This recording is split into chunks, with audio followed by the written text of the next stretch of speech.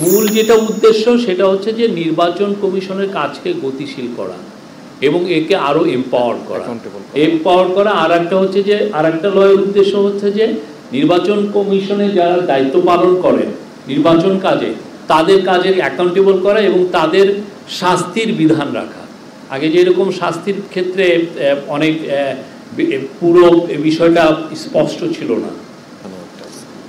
যেমন ধরেন বিবেচ্য খসড়া অনুযায়ী যেটা শাস্তির বিধানের, এটা হচ্ছে নির্বাচন কর্মকর্তা, এগেন আইনটা আবার বলছি, নির্বাচন কর্মকর্তা বিশেষ বিধান আইন 1991 সনের 13 নম্বর আইনের সংশোধনের প্রস্তাব যেটা আজকে পাশ হয়েছে, এটা অনুযায়ী বিবেচ্য খসড়া অধ্যাদেশ দ্বারা নির্বাচন কর্মকর্তা বিশেষ বিধান আইন 191 বিদ্যমান 8টি ধারার মধ্যে নিম্নবর্ণিত 3টি ধারা সংশোধনের প্রস্তাব করা হয়েছে, যথা ক সংজ্ঞা সংক্রান্ত ধারা 2-এর নির্বাচন কর্মকর্তা ও নির্বাচন নিয়োগকারী কর্তৃপক্ষের সংজ্ঞা প্রতিস্থাপনের প্রস্তাব করা হয়েছে। নির্বাচন কর্মকর্তার শৃঙ্খলামূলক